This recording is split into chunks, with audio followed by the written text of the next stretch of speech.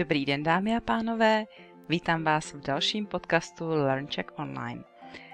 Dnes na chvíli přerušíme sérii, ve které mluvím o tématech ke zkoušce B1 nebo B2 a přináším vám rozhovor s jednou ze svých studentek, která se začala učit česky minulý rok na podzim a právě minulý týden naše kurzy skončily.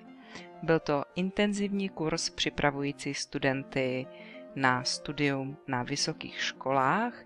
No a co na něm bylo zajímavého, bylo, že tento rok kvůli situaci s koronavirem probíhal ten kurz celý online. Takže nebudu více zdržovat a za chvilku vám představím Iru, nebo ona sama se vám představí a budeme mluvit o tom, jak se učila česky a jaké zkoušky ji potom čekaly. Doufám, že se vám to bude líbit. Ira mluví občas trochu rychle, ale doufám, že ji budete rozumět. Ještě bych vám chtěla připomenout, že jestli se vám moje podcasty líbí, tak budu ráda, když mě podpoříte na www.patreon.com/iLearnCheck. Děkuju. Děkuju, Iro, že jste přišla do mého podcastu a mohla byste se nám trošku, nebo posluchačům, prosím, trošku představit, odkud jste a proč jste se rozhodla učit česky a jak jste se česky učila.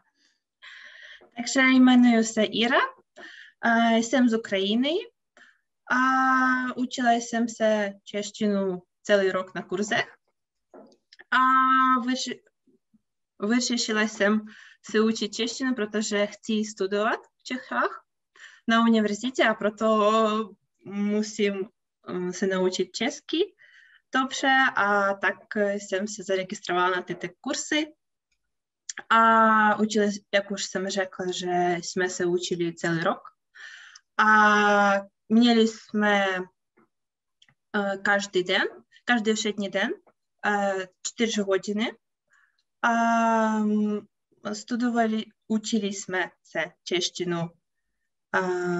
Měli jsme speciální knihy a učili jsme se češtinu po nich. A takže jsme měli nejdřív A1, pak A2, B1 a už teď mám B2. A řekla bych, že to bylo zajímavé. A měli jsme samozřejmě naše lekce online, protože kvůli covidu, ale nebylo to tak špatně. Naopak, bylo velmi zajímavé. Mluvili jsme s naší učitelkou a taky mezi sebou. Měli jsme takové skupinky, kde mohli mluvit mezi sebou s ostatními studenty. A kromě toho měli jsme hodně domácích úkolů, abychom mohli se učit česky více. A četli jsme hodně textů a kromě toho dívali jsme se na různé filmy. Takže to taky bylo velmi dobře, abychom mohli slyšet tu češtinu a taky vidět, jak mluví lidé. Já vás na chvilku přeruším, jenom abych doplnila pár detailů. Učebnice, podle které jsme se učili, se jmenovala Český krok za krokem 1, Český krok za krokem 2. Potom jsme měli čeština pro cizince B2 od Kestřánkové a kolektivu a pak jsme ještě, protože Ira pokračovala ještě v navazujícím kurzu, tak tam jsme se učili podle Check It Up 5, to bylo, jakože je to na úroveň C1 a ještě bych doplnila, že program, který jsme používali, byl Zoom a proto bylo možné rozdělit studenty na skupinky, o kterých Ira mluvila. Iro, řekla jste, že vás výuka online docela, že vás bavila, takže myslíte si, že to bylo hodně horší, než jaké by to bylo, kdybyste měla možnost studovat osobně na univerzitě nebo v učebně? někde? Myslím, že ne. Určitě bylo by lépe, kdybychom více viděli jeden druhého naživo, ale přes ten Zoom taky bylo velmi produktivní a zajímavé, protože jsme hodně mluvili a taky dělali různá cvičení a kromě toho jsme četli různé texty, bavili jsme o filmech, dívali jsme se na různé videa, taky na nějaké pohádky, možná hráli nějaké hry a tak to bylo super a velmi dobře pro to, abychom se naučili dobře češtinu. Iro, jaké zkoušky jste potřebovala dělala a jak jste dopadla? Myslím z češtiny. Aha. Takže udělala jsem zkoušku na B2 na ČVUT, abychom pak mohla pokračovat s tím certifikátem a mohla použít ho na prostudování. Takže jsem udělala dobře tu zkoušku, měla jsem 87% ze 100. A nebyla to tak těžká zkouška pro mě. Měli jsme, bylo tam 5 částí, poslech, pak čtení, pak psaní a mluvení. A ještě gramatika a lexikum. Ano, a ještě gramatika a lexikum. To bylo jako rozděleno na 2 části. Nejdřív jsme měli čtení, poslech, gramatikum a psaní. Přijeli jsme na univerzitu a dělali to tam. A mluvení jsme měli online přes Zoom, myslím. A mluvili jsme s učitelkami. S učitelkami nebo se zkoušejícími. Se zkoušejícími, ano. To taky nebylo tak těžké. Měli jsme... Dělala jsem tu zkoušku v roce 2021, takže to bylo tak, že nám dali seznam knih. Tam bylo 2 knihy a pak vybrali jsme číslo a přečetli jsme text a pak museli ho převyprávět. Ano, převyprávět a pak ještě měli jsme několik otázek a museli na ně odpovědět. Takže nebylo to tak těžké. Tak to byla ta ústní část. Také jste se asi představili, nebo o sobě jste nemluvili u té zkoušky, jenom o tom textu?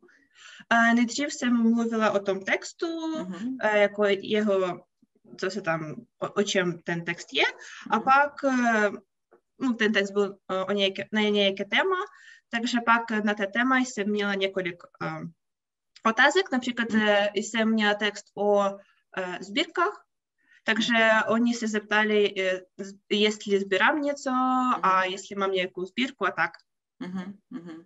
Dobře.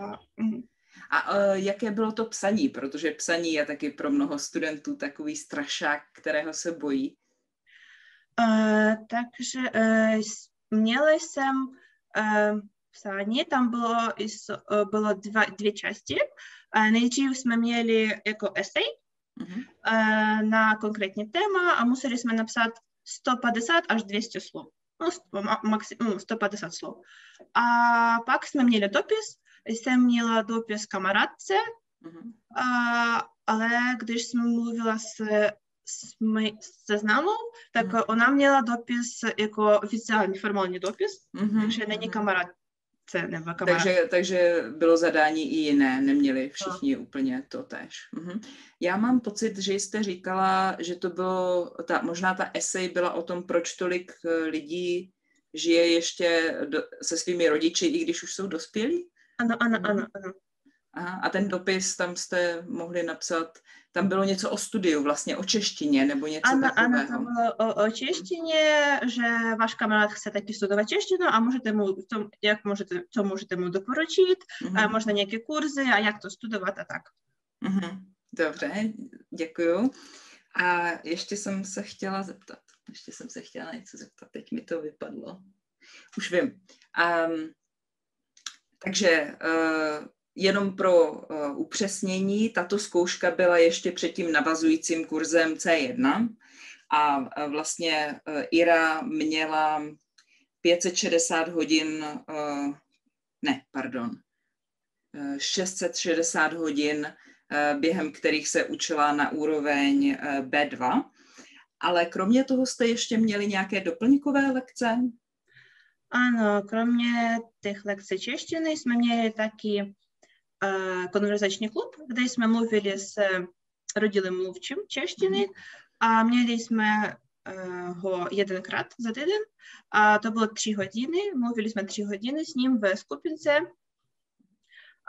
taky mluvili jsme na nějaké téma, nebo možná taky bavili o nějakém filmu, nebo možná taky hráli nějaké hry. Takže abychom mohli tu češtinu nějak praktikovat. Nebo používat. Procvičovat. Ano, procvičovat.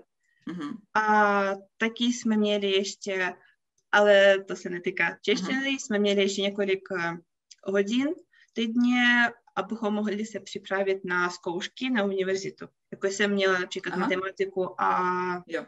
To ještě jsem měla. Ano, měla jsem matematiku a ještě připravovala jsem se na TSP, to je takový test. Jo, ten test... Na Masarykovou univerzitu. TSP, jak se to jmenuje? Nějaké ty... Jako už vím, test studijních předpokladů. Takže tam je třeba nějaká logika, nebo co tam bylo? No tam logika, taky matematika, více logika. Toho hodně a takové. Jo, takže to nebyla jako fakta, která byste musela znát, ale spíše jako vidět nějaké souvislosti. Tak, to by dneska stačilo. Pokračování rozhovoru s Irou si můžete poslechnout příště a budeme mluvit o tom, jak se Ira učila mimo naše lekce a co by doporučila těm, kteří se česky chtějí učit. Mějte se krásně a naslyšenou příště.